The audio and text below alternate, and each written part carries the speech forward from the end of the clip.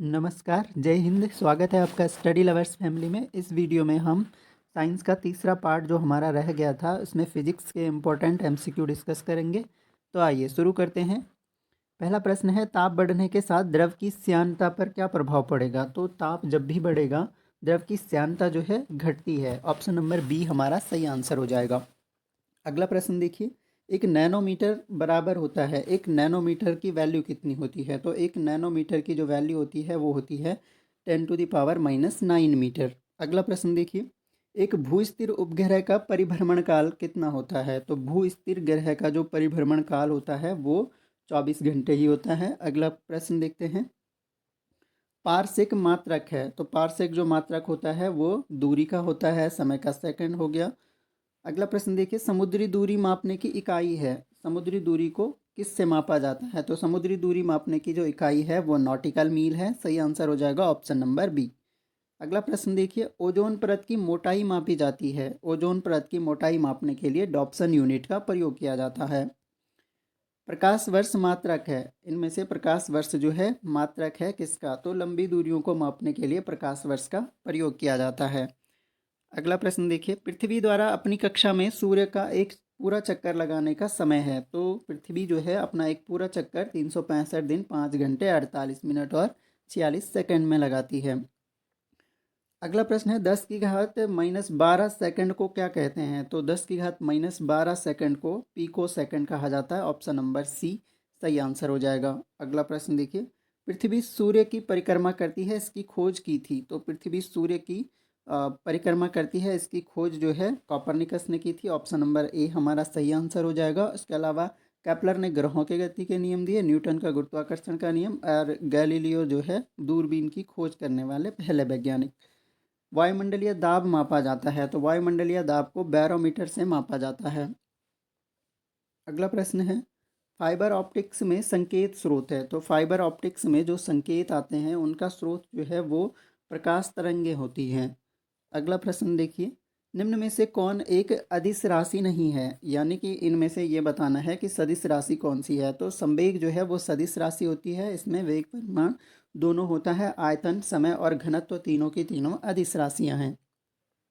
चंद्रमा पर वायुमंडल उपस्थित नहीं है, इसका कारण यह है वहाँ गुरुत्वाकर्षण बल नहीं होता है, गुरुत्वाकर्षण बल अपेक्षाकृत कम होता है, बल बहुत अधिक होता है, या चंद्रमा पर विभिन्न गैसों के अणु परस्पर विकर्षण करते हैं। तो सही आंसर इसका है, चंद्रमा पर जो गुरुत्वाकर्षण बल है वो अपेक्षाकृत कम होता है। अगला प्रश्न देखिए, क्यूसेक में क्या मापा जाता है? तो क्यूसेक जो है मापन की एक इकाई है जो कि प्रवाहिता को मापता है, यानी जल के बहाव का मापन जो है क्यूसेक में किया जाता है। अगला प्रश्न देखिए, पायरोमीटर का प्रयोग करते हैं, तो पायरोमीटर का जो प्रयोग है वो किसके लिए किया जाता है? पायरोमीटर का प्रयोग तापक्रम मापने में किया जाता है। अगला प्रश्न देखिए, तारों के मध्य दूरी ज्ञात करने की इकाई है, तो तारों के मध्य जो है, यानी जैसे कि मैंने बताया था कि लंबी दूरियों को ज्ञात करने के लिए हम लाइट ईयर का प्रयोग करते हैं, तो लाइट ईयर यानी प्रकाश वर्ष। ऑप्शन नंबर डी इसका सही आंसर हो जाएगा। निम्नलिखित में से वायु की गति किस यंत्र से मापी जाती है? तो वायु की गति को मापने के लिए जो यंत्र प्रयोग करते हैं हम उसको कहते हैं एनीमोमीटर। एनीमोमीटर से वायु की गति को मापा जाता है। अगला प्रश्न है, लोहे में जंग लगने से बचाने के लिए जिंक की परत चढ़ाई जाती है, इस प्रक्रिया को क्या कहते हैं? तो लोहे को जंग से बचाने के लिए जिंक की जो हम परत चढ़ाते हैं इस प्रोसेस को गैल्वेनाइजेशन, गैल्वेनीकरण कहते हैं। सही आंसर हो जाएगा ऑप्शन नंबर ए। प्रकाश वर्ष किस भौतिक राशि की इकाई है? तो दूरी की है, 2-3 बार रिपीट कर चुका हूँ। अगला प्रश्न देखिए, सोलर सेल सौर ऊर्जा को, ये सौर होगा, सौर ऊर्जा को किस ऊर्जा में के रूप में परिवर्तित करता है? तो सोलर सेल जो है सौर ऊर्जा को सौर ऊर्जा को परिवर्तित करता है वैद्युत ऊर्जा में। ऑप्शन नंबर डी हमारा सही आंसर हो जाएगा। अगला प्रश्न है, एक लुढ़कती हुई गेंद कुछ दूर जाकर रुक जाती है, वह क्यों रुक जाती है? तो लुढ़कती हुई गेंद आपने देखा होगा कुछ देर जाकर रुक जाती है, तो कारण होता है घर्षण बलों के कारण, यानी गेंद की सतह और जमीन के बीच में जो घर्षण बल लगता है उसके कारण कुछ दूर जाकर गेंद रुक जाती है। बल की विमाएँ हैं, तो बल की विमाएँ जो होती हैं वो होती हैं MLT-2 इनवर्स।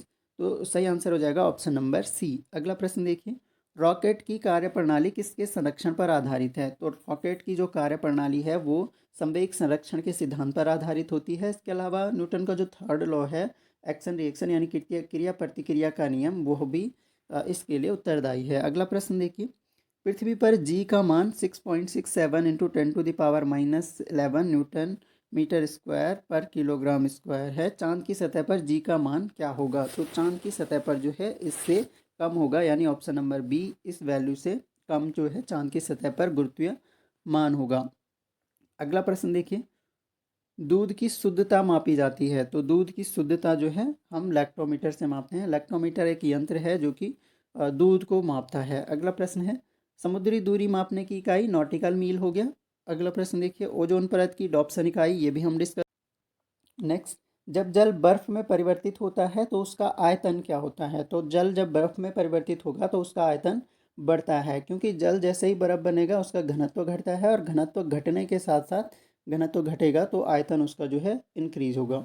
अगला प्रश्न देखिए, वायुमंडलीय दाब मापा जाता है। तो वायुमंडलीय दाब जो है किससे मापा जाता है? तो वायुमंडलीय दाब को बैरोमीटर से मापते हैं। अगला प्रश्न, बत्ती वाले स्टोव में केरोसिन का बत्ती से ऊपर चढ़ने का कारण है। तो बत्ती वाले स्टोव में जो केरोसिन ऊपर चढ़ता है उसका कारण जो है सरफेस टेंशन होता है, यानी पृष्ठ तनाव होता है। पेंडुलम घड़ी तीव्र गति से चल सकती है। तो पेंडुलम घड़ी जो है वो तीव्र गति से चल सकती है शीत ऋतु में। ऑप्शन नंबर बी इसका सही आंसर हो जाएगा। अगला प्रश्न देखेंगे, पृथ्वी का पलायन वेग का मान कितना होता है? तो पृथ्वी का पलायन वेग का मान 11.2 किलोमीटर पर सेकंड होता है। अगर किसी वस्तु को 8 किलोमीटर प्रति सेकंड के वेग से अंतरिक्ष में फेंका जाए तो क्या होगा? तो 8 किलोमीटर प्रति सेकंड के वेग से फेंकने पर क्या होगा? वह वस्तु जो है वापस पृथ्वी पर आ जाएगी।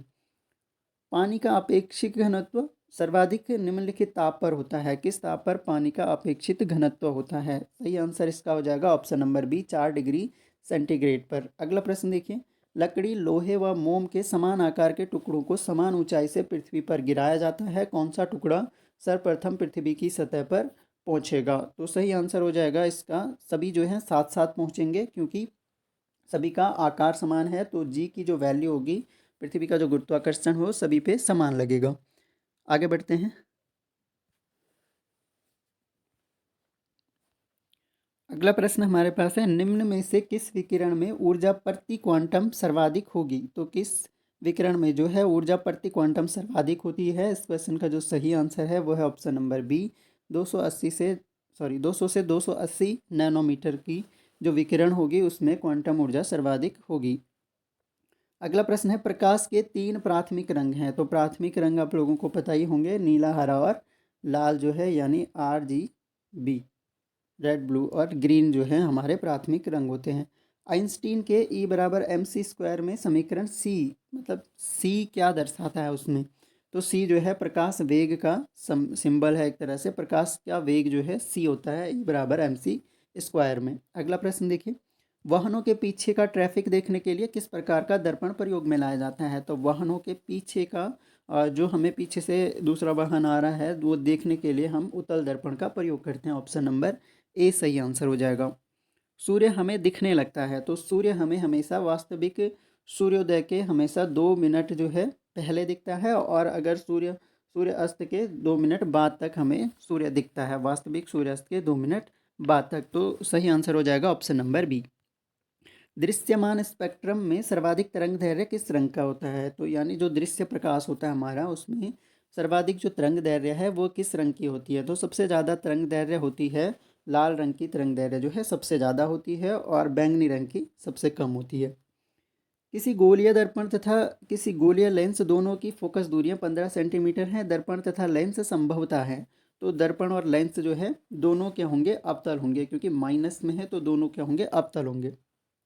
हमारी आंखें किस रंग के प्रति सर्वाधिक संवेदनशील होती हैं? तो हमारी आंखें जो हैं इनमें से सर्वाधिक संवेदनशील जो होंगी वो रेड कलर के प्रति होंगी। अगला प्रश्न है, यदि दो लेंसों की शक्ति क्रमशः D1 तथा D2 हो और वो एक दूसरे के संपर्क में रखे हुए हैं तो युग्म की शक्ति होगी, यानी जो पावर होती है वो P1 + P2 से हम जोड़ते हैं, तो यानी ये D1 D2 जो है डायोप्टर होता है इसका यूनिट। तो सही आंसर इसका हो जाएगा option number A, D1 + D2। विद्युत धारा प्रवाहित नहीं हो सकती है। विद्युत धारा जो है इसमें प्रवाहित नहीं होती है। तो बाकी सभी सुचालक पदार्थ हैं। लकड़ी जो है एक कुचालक पदार्थ है। इलेक्ट्रिक बल्ब में फिलामेंट बना होता है। इलेक्ट्रिक बल्ब में जो फिलामेंट बना होता है वो टंगस्टन का बना होता है। अगला प्रश्न, रासायनिक ऊर्जा को विद्युत ऊर्जा में रूपांतरण निम्नवत होता है। रासायनिक ऊर्जा का विद्युत ऊर्जा में, तो श्वसन हो गया, प्रकाश संश्लेषण, उत्स्वेदन, ये सही आंसर इसका है इलेक्ट्रोलाइसिस। इलेक्ट्रोलाइसिस कराया जाता है रासायनिक ऊर्जा को विद्युत ऊर्जा में रूपांतरित करने में। जैसे विद्युत सेल इसका अच्छा उदाहरण है। अगला प्रश्न है, डायोड वह प्रयुक्ति है, डायोड वह प्रयुक्ति है जो धारा को, डायोड क्या करता है, धारा को एक दिशा में प्रवाहित होने देता है। सही आंसर हो जाएगा ऑप्शन नंबर बी। अगला प्रश्न देखिए, चुंबकीय डिस्क पर किस पदार्थ की परत होती है। तो चुंबकीय डिस्क जो हम यूज़ करते हैं उस पर परत होती है आयरन ऑक्साइड की। ऑप्शन नंबर ए सही आंसर हो जाएगा। दोलन सर्किट में कौन सी तरंगें उत्पन्न होती हैं। तो दोलन सर्किट जो है, दोलन सर्किट में जो तरंगें उत्पन्न होती हैं वो रेडियो वेव्स होती हैं। सही आंसर हो जाएगा ऑप्शन नंबर बी। अगला प्रश्न देखिए, थर्मोस्टेट का क्या प्रयोजन है। थर्मोस्टेट का क्या प्रयोजन है। थर्मोस्टेट का प्रयोजन होता है तापमान को स्थिर रखना। अगला प्रश्न है, निम्न में से कौन लौह चुंबकीय पदार्थ नहीं है। तो इनमें से लोहा हो गया, स्टील हो गया, कोबाल्ट हो गया, ये सब लौह चुंबकीय है। तांबा इसमें से लौह चुंबकीय पदार्थ नहीं है। किसी धारित्र की धारिता की व्यावहारिक इकाई है। तो किसी धारित्र की जो धारिता है वो हम फैरड में मापते हैं। तो व्यावहारिक जो इकाई है उसकी वो फैरड हो जाएगा। डायनमो एक मशीन है जिसका काम क्या है। तो डायनमो एक ऐसी मशीन है जिसका काम होता है यांत्रिक ऊर्जा को विद्युत ऊर्जा में परिवर्तित करना। ऑप्शन नंबर डी इसका सही आंसर हो जाएगा। आगे बढ़ते हैं। अगला प्रश्न देखिए, एक अर्धचालक में विद्युत चालन होता है। तो अर्धचालक में जो विद्युत चालन होता है, हमें पता है कि जो फ्री इलेक्ट्रॉन्स होते हैं वो विद्युत चालन के लिए उत्तरदायी होते हैं, लेकिन इसके साथ साथ होल्स भी जो हैं विद्युत चालन के लिए उत्तरदायी होते हैं, यानी इलेक्ट्रॉन्स एवं होल्स दोनों के द्वारा। नेक्स्ट, एक परमाणु शक्ति संयंत्र द्वारा, संयंत्र जिस सिद्धांत पर काम करता है या है, तो उस सिद्धांत का नाम बताना है। तो परमाणु शक्ति संयंत्र जो है वो विखंडन के सिद्धांत पर कार्य करता है। ऑप्शन नंबर डी सही हो जाएगा। अगला प्रश्न देखिए, निम्न में से कौन सा एक रेडियो एक्टिव तत्व नहीं है। तो इनमें से यूरेनियम, थोरियम, रेडियम ये सारे के सारे रेडियो एक्टिव तत्व हैं। कैडमियम इनमें रेडियो एक्टिव तत्व नहीं है। अगला प्रश्न देखिए, नाभिकीय न्यूक्लियर रिएक्टर में ऊर्जा के उत्पन्न होने का कारण क्या है। तो न्यूक्लियर रिएक्टर जो हमारा होता है उसमें ऊर्जा उत्पन्न होने का कारण नियंत्रित नाभिकीय विखंडन होता है। अगला प्रश्न है, ओजोन परत बहुधा अवशोषित करती है। तो यूवी रेज यानी अल्ट्रावायलेट किरणें जो है, यानी पराबैंगनी विकिरण को जो है अवशोषित करती हैं ओजोन परत। अगला प्रश्न है, निम्नलिखित में एक्स किरणों के तरंग का क्या क्रम है। तो एक्स किरणों के तरंग का क्रम जो है वो बताना है। तो इसमें जो सही आंसर हो जाएगा वो हो जाएगा 10⁻⁹ अगला प्रश्न है, आइंस्टीन के सिद्धांत के अनुसार 1 ग्राम पदार्थ के समतुल्य ऊर्जा होगी। तो आइंस्टीन के सिद्धांत के अनुसार जो है वो होती है 5.6 इंटू 10⁻26। अगला प्रश्न है, एक सोलर सेल एकांश मूल रूप से होता है। सोलर सेल एकांश जो है मूल रूप से क्या होता है। तो इस प्रश्न का जो सही उत्तर है वो दो अच्छे चालकों के मध्य एक संधि होती है, सोलर सेल एकांश। अगला प्रश्न देखते हैं, परमाणु बिजली संयंत्र में काम में लाया जाने वाला परमाणु ईंधन है। तो परमाणु बिजली संयंत्र में जो ईंधन काम में लाया जाता है वो यूरेनियम है। निम्न में से कौन सी किरणें सर्वाधिक भेदनशील हैं। तो सर्वाधिक भेदनशील जो किरणें होती हैं वो होती हैं गामा किरणें। गामा रेज जो हैं सर्वाधिक भेदनशील होती हैं, भेदन क्षमता सबसे ज़्यादा गामा किरणों की होती है। निम्नलिखित में से कौन सा यूरेनियम समस्थानिक परमाणु ऊर्जा संयंत्र में बिजली उत्पादन में इस्तेमाल किया जाता है। तो यूरेनियम 235 जो है इस्तेमाल होता है। एकीकृत परिपथ में प्रयुक्त अर्धचालक चिप निम्न में से किससे बनी होती है। तो एकीकृत परिपथ में जो अर्धचालक चिप प्रयुक्त होती है वो सिलिकॉन यानी सेमीकंडक्टर जो धातुएं होती हैं उनसे बनी होती है। तो सिलिकॉन की बनी होती है। ऑप्शन नंबर सी हमारा सही उत्तर हो जाएगा।